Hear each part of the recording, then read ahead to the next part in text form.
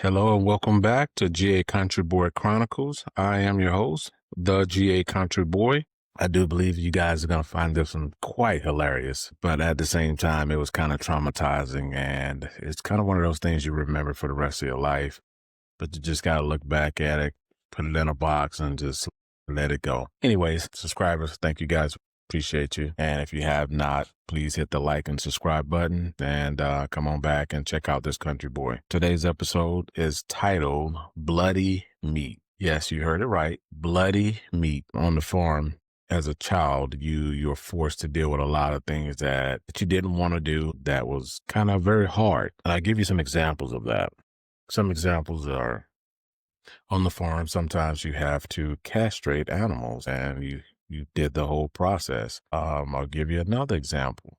Say, for instance, if you're feeding animals, or you're working on tractors, your hands are going to get oily and trash and probably some crap on it at times. So we do wear gloves. Gloves don't cover everything, and sometimes you can't have those gloves on depending on what you're doing. At the end of the day, our grandmother and most of the women would always have special soaps and products for you to wash your hands. Getting your hands dirty is always not a big thing on the farm because it always happens. That's just what it is. Well, most people today, you walk into a supermarket and it's their package for you. When you're on a farm, those things just doesn't happen by themselves. You have to actually get it done in a sense. So as the kids and the children on the farm, you had a role to play in this. It depends on, just how many people are there. Sometimes you pull the trigger, sometimes you use a knife, sometimes it's a rod to poke. It's just all kinds of different methods. Then this one particular time, I was pretty young. I would probably gonna guess around maybe 12, 11, 12, somewhere in there. And I guess my grandfather had already unalived a pig. They basically brought it over, and this process is pretty brutal. So I'm just going to skip to what you need to hear. So the thing that traumatized me the most is they're processing the pig or the hog, and they're cutting it up, and most of the women are in the kitchen. So the kids, you're rolling to, and this, you would have to stand there while the men or my grandfather would cut the slices of meat, bloody and all, and hand it to you. And you would, as a kid, walk or run it around to the back door.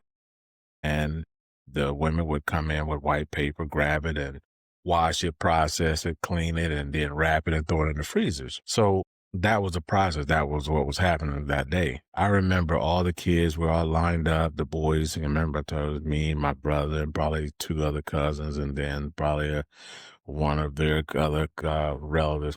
And I had just been handed some meat. I went, grabbed it.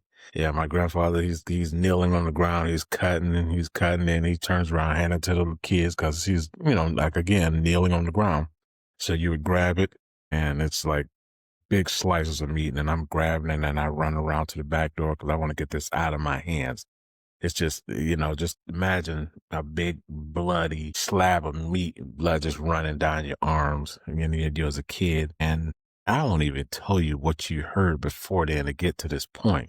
But you run into the kitchen and the back door, and the women grab it, and you're like left with this blood, and you got to go grab another piece. So way ahead of kids. So I'm thinking like, wow. I wait till one of the boys to give theirs to the woman at the door. She turns her back, and I kind of go halfway in, grab some paper, and I grab the newspaper, and I use some of it to wipe the blood off my arms, off my hands, and then I use some of it to put in my hand. So I'm standing in line, and my grandfather, he just handed the person in front of me some meat, and he went back in, he's cutting, and he's covered from blood from fingertips all the way up to his shoulder, splashing in his face and his arms. And he turns, and I'm there with some paper in my hand. And he goes to put it, and he hears this crinkle in his face, and he did a double take as he's getting ready to turn back around. Instantly, you see the look in his face. He was pissed. He slapped the meat, the paper out of my hand. He was enraged, mad.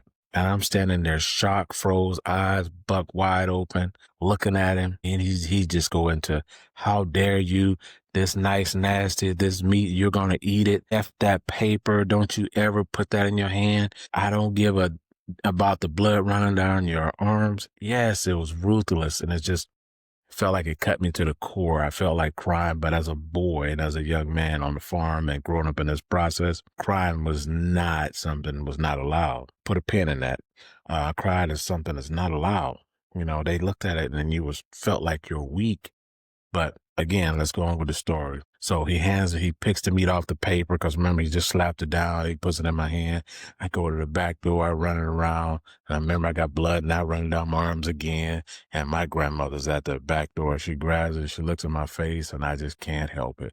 As soon as I hand it to her, I just broke down. She said, "You all right?" And she just kind of already knew. And she gave me some papers, and I just went instead of going to the left, back to get it back in line or to the front where me and I hadn't cutting all this up, went to the right, to the back of the house, and just sat next to the house and just cried, wiping blood off.